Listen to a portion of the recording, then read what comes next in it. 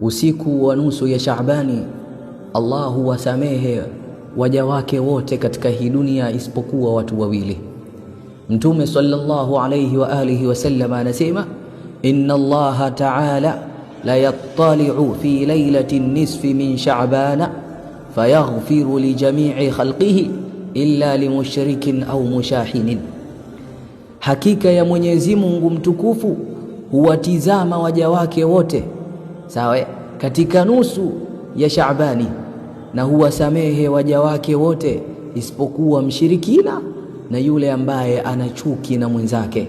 Wale watu ambao hawaelewani hawasamehewi na Allah katika nusu ya mwezi wa Shaabani, sawa. Sasa ndugu yangu, kama una kinyongo na mtu yoyote yule, tupo katika mwezi wa Shaabani mwanzoni kabisa, ni muda wa kuachiana hayo mavinyongo, ni muda wa kusameheana, sawa. Unaweza ukasamehe, lakini usisahau, lakini usiache kusamehe ili Allah kusamehe ndugu yangu, sawa.